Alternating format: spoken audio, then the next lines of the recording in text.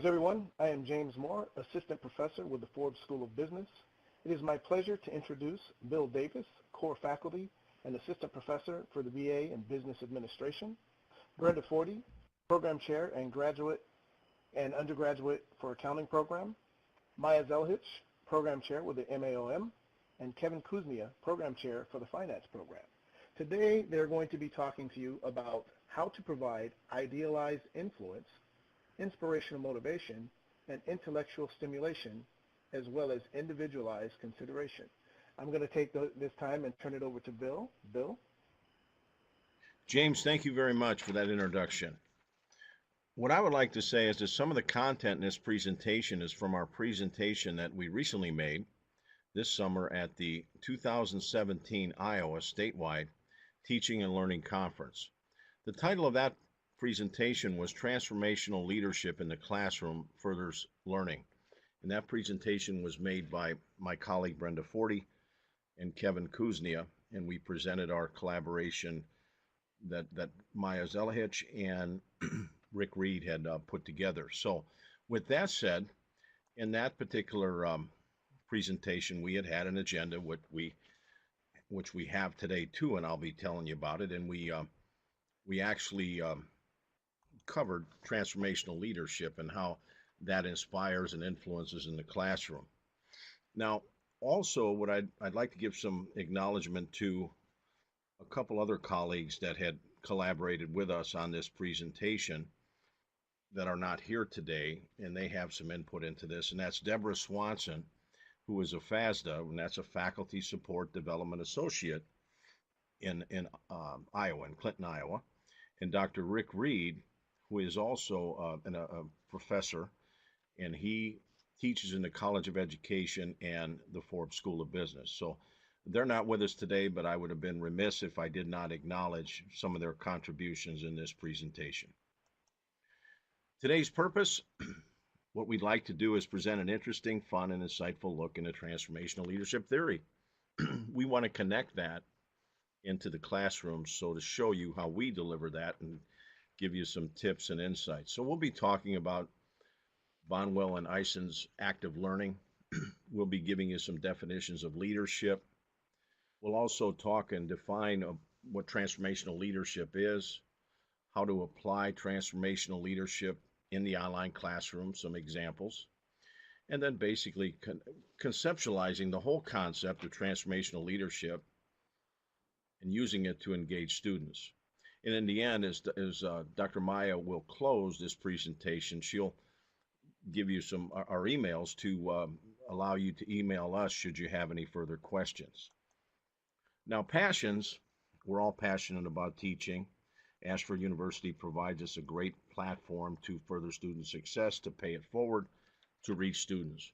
And you know, passions are just our sense of energy for something, an energy source, our fire, determination, and they basically keep us focused on our purpose, our journey, and what we want out of life. We're all professional educators, and we are all passionate about students and creating the best learning experience possible in the online classroom forum. So that's why we got together to provide these tips, because we all have a passion to innovate, to find new and better ways of doing things that in turn further student success. The abstract that we used, and here it is, I won't read it all. I'm going to read a few points from here that I feel are very important. And one of them is transformational leaders model the way, and they keep a shared vision in front of their students. The result is a vision of success. They challenge students to foster critical thinking and enable students to act, and most importantly, they encourage the heart. They have very good emotional and social intelligence, and they understand the culture and context in leadership situations. So with that said, the connection I'd like you to make is you're leading in a classroom, you're furthering student success, you're engaging in the delivery process of transferring the content. And hopefully what you emerge from here and glean is a few new ideas maybe that you can use in the online classroom, applying them to further student success, because we all have a feel for the types of learners, the adult learners that are in our classrooms. And hopefully, again, you will get an opportunity here to gain some insights that can help you reach them and further their success. Now, what is active learning? Bonwell and Eisen in 1991 defined it. It's simply dialogue with self, dialogue with others, the process of observing, and the process of doing. And that particular base is a very good base. I know that I've used personally, and Brenda has used it, and Maja, in our classrooms, because we know that the course is designed to engage and interact in the forums and assignments. So students are doing. Plus, they're listening and observing as they participate in dialogue in the classroom, and that's dialogue with others. Plus, they can read around and read content in the course, videos, and our guidance, etc. But then they reflect on this in the critical thinking process. So what you can see there is all of these components are at work in the dynamic to increase transfer in learning. Now, we don't have time for this because this isn't a live presentation, but I left this slide in here because we wanted to show you that when we presented this live, we engaged the audience, and there was some a good discussion, some good dialogue, some good active learning on, what is leadership and what's transformational leadership? What's the difference? Leadership expert Ralph Stogel, he says, regarding leadership, there are almost as many definitions as there are persons who have attempted to define a concept. So there really, there is really no right or wrong. It's how you define it. But some of the experts help us focus and define it these ways. Warren Bennis, leadership's a function of knowing yourself, having a vision that's well communicated, building trust among colleagues, taking effective action to realize your own leadership potential. Peter Northouse, in his book, Leadership Theory and Practice, tells us that it's a process and it's influence. Leadership expert John Maxwell tells us leadership is influence, and that great leaders inspire their followers, have confidence in themselves. Basically, he says leadership is influence. So you can start to get the feel here that leadership is about inspiring, influencing, encouraging. And when we're teaching in an online classroom, we are not only instructing and facilitating and connecting students to concepts so they can apply them in the real world and benefit themselves and further their education and knowledge, but we're actually leading them toward knowledge, and they're going to gain valuable experience in the course and valuable experience outside of the course in the real world. Doctors Mike Riley, Minnick, and Bach tell us in their book, in their management book, that leadership is influencing behaviors in organizations, and note that effective leaders' behaviors in positive ways, and ineffective leaders can also influence the wrong behaviors, and sometimes they don't achieve those results. So there are outcomes to the leadership influence in how leaders lead.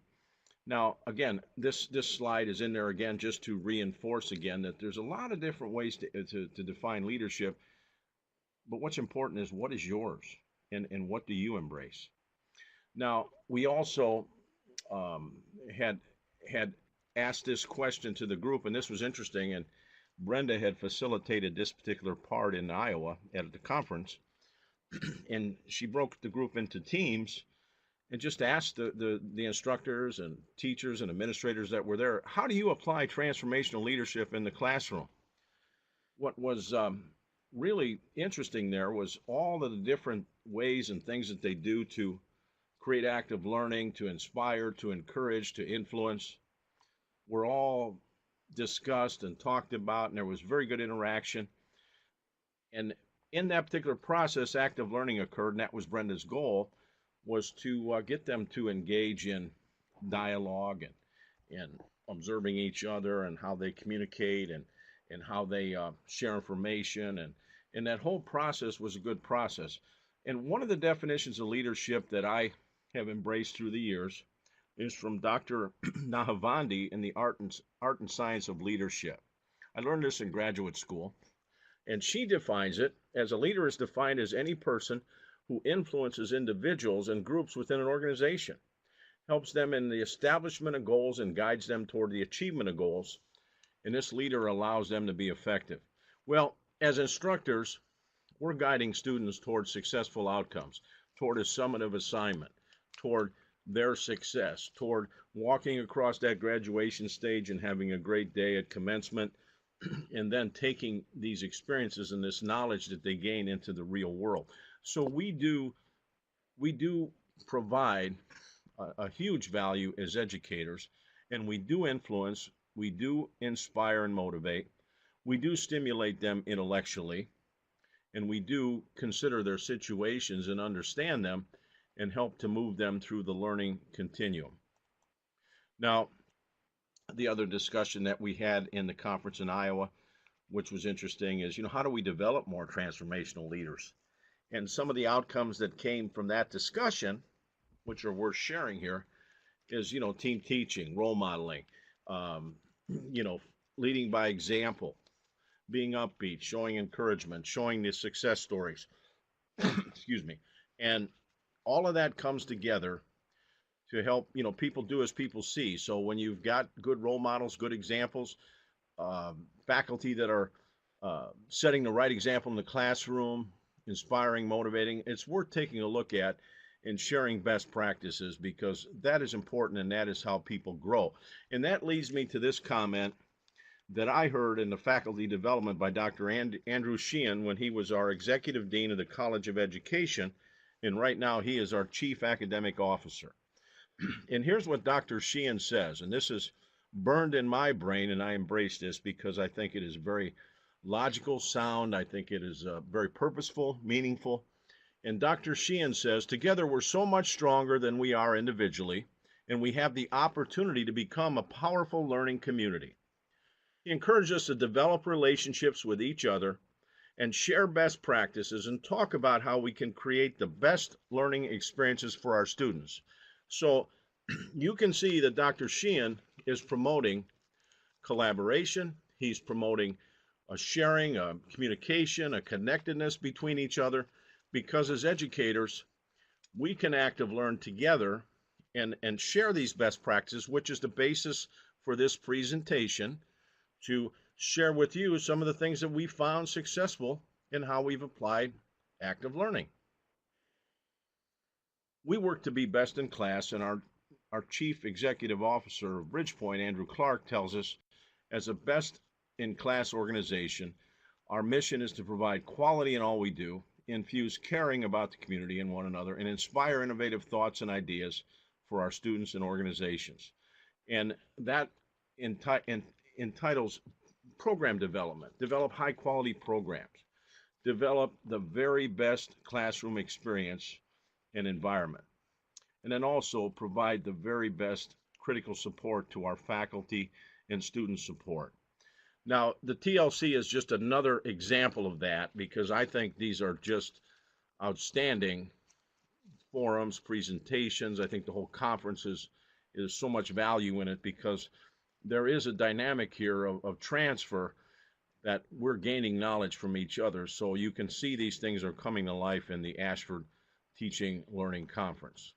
Now, the last slide before I conclude is one of the things that I learned early on teaching online, going through the Quality Matters certification, is simply this, that courses, to be effective, need to be designed properly, but they also need to be delivered.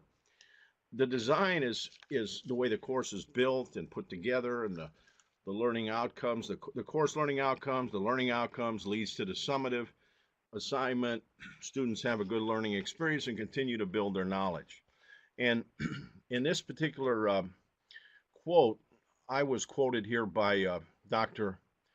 Andre Swanson and Dr. Laura Reed in a paper that they had done that I didn't know, and this just came through some conversation we had, and then they shared it with me later, and I thought it was just fantastic, and I was honored. But I said, as online education has become a norm in most institutions of higher education, learners adapt to and either love or hate the online learning environment. Experienced faculty who have often taught on ground in asynchronous classrooms continue to explore ways of improving their teaching and bringing their courses to life. One faculty member recently reported that course design and delivery are clearly distinctively different animals. Online courses are expertly designed, peer-reviewed, quality matter certified, thereby creating consistently excellent course content and learning environment. The only variables left to change are engagement between the faculty and the learner. In other words, the faculty are free to focus on course delivery in ways that demonstrate teaching at its finest, where they can serve students by caring, engaging with them, leading them in the pursuit of knowledge. Faculty are free to explore meaningful theory and practice of course material and to model applications with examples of experience as well as role modeling in the classroom. So you can see how important our role is on the delivery side in courses. With that said, I would like to turn it now over to Brenda Forde, my colleague, so she can talk a little bit about connecting with students and some of those things that she's doing. Brenda? Thanks so much, Bill. So, what might transformational leadership actually look like in an online class? Bill's given us a great overview of transformational leadership, and we have a few ideas we wanted to share here. And the first one, well, it's a simple way, and that's to use the student's name in all responses and grading. Sometimes students will go by a nickname or maybe sometimes even their middle name, and they will mention this in that first introductory forum when we're teaching online. And it's a good practice to make a note of that so you can remember to address the student in their preference in the way that makes them comfortable. This helps to personalize the interaction. So the simple use of a name can go a long way. Another idea is to use a fitting quote. This can add inspiration and further personalization to an online course. These can be serious and inspirational, or even, shorter, funnier quotes to add humor. This lets the students see more of the instructor's personality and helps to make a deeper connection with the student. Now, it's always a good idea to learn from peers, and one of our instructors in the College of Education, Dr. Newton Miller, discussed two key concepts, which he calls the 2C method. And it gives students feedback, and the two C's are conceptualize and connect. And what he's talking about here is if we're going to give students feedback, we want to be very specific. So that's, you're conceptualizing this feedback, you're being specific, and then you also want to tie that back or connect it back to the rubric for which we're using for the assignment so the student can actually see how it all works together. Now, we've seen this, Bill had this slide, and I want to just take a minute on this. We're not going to do any true active learning via online here, but I did want to just take a minute and talk about this. Bill had mentioned how we had done this in class, or this during the presentation. We did a live interaction with the participants, but we can do a little bit here online as well. We want to discuss the definitions, and Bill gave us some really good ideas on that. We want to take that now and want to internalize it and ask these questions to ourselves. What is a definition of leadership? And what is transformational leadership? You might want to examine your core values and further develop your leadership philosophy. Core values might include quality, innovation, caring, fairness, integrity, being a role model. How might you improve your basic leadership skills to become more of a transformational leader, right? How might you become more inspirational to your students? How might you intellectually stimulate them and make a bigger individualized impact? That's really what we're talking about when we're speaking of this transformational leadership. To help with this self-examination, you might want to think about the most influential leader you have known. What made them influential? What did they do? What characteristics did they have? Thinking of someone in our past can sort of help us determine how we might be more influential with our students and lead in a more influential way. And we did look at a Gallup survey that was conducted in 2009 of 10,000 people to determine characteristics that people look for in their leaders. The following themes were noted: a leader they can trust, leader who's compassionate, leader who offers stability, and a leader who offers hope. These are the themes that people are looking for in their leaders, and something definitely for us to reflect upon.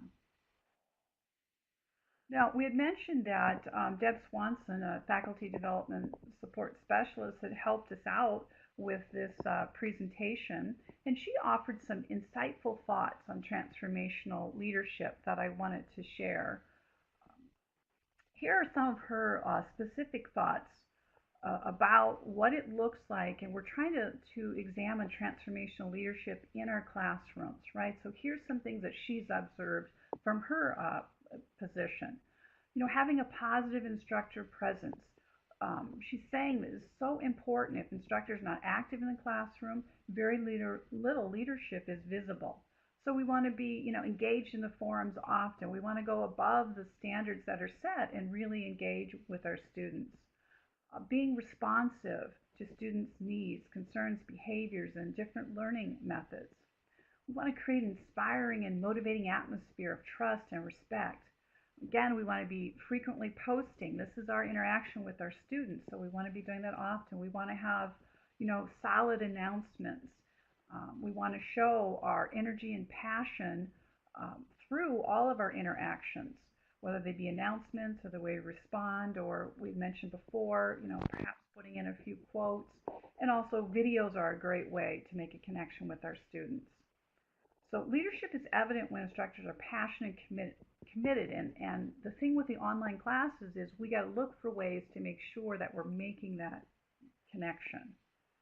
So those are some key thoughts from Deb Swanson that we certainly appreciated.